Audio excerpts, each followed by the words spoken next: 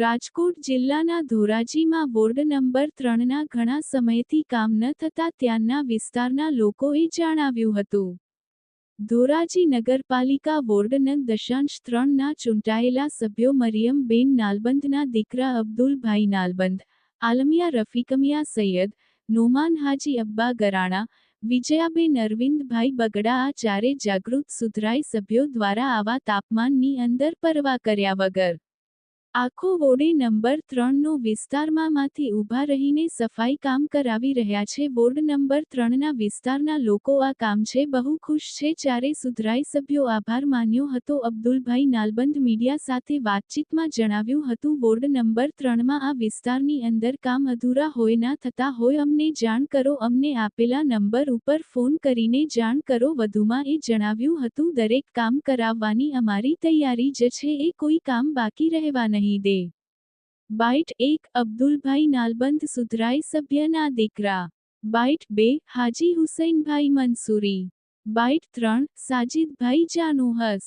Reporter મતીન બાપુ સૈયદ ધોરાજી. મારું નામ હુસૈનભાઈ છે. ક્યાં વોર્ડમાં? 3 નંબર વોર્ડ. શું કહેશો આ સુધરાઈ સભ્ય કેવા સંતોષ? અબ્દુલભાઈ તો ચૂંટાઈને આવ્યા છે, એના પછી તો ઓર સારી કામગીરી થઈ ગઈ છે. એના પહેલાં થતી હતી પણ એટલી નહીં, પણ અત્યારે જે અબ્દુલભાઈ આવી ગયા એના ચૂંટાઈને આવ્યા પછી અહીંયા સાફ સફાઈ, લાઇટનું, ગોબર ગટરનું વગેરે વગેરે ચીજને તરત સાંભળવામાં આવે છે. આપણે કહીએ છીએ કે ભાઈ આ ચીજને તકલીફ છે તો તરત હેલ્પ માટે ઊભા રહી જાય છે. કેવી કામગીરી કેવી છે? સારી છે કે માણસને આગળ આવવું જોઈએ, બધાની સેવા કરી, એક નહીં, ખાલી બધા માટે છે. આપનું નામ? મરિયમ કાદર ગરાણાના પુત્ર અબ્દુલ કાદર નાલબંધ, વોર્ડ નંબર 3ના સદસ્ય.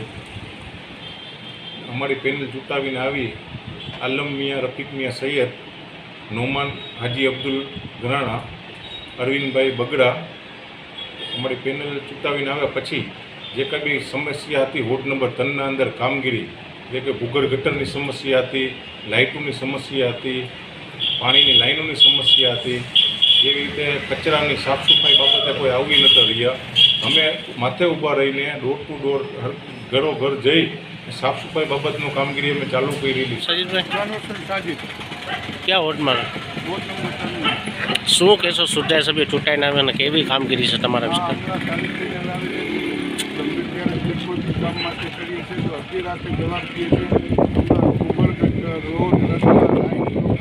બહુ સારી રીતે થાય છે.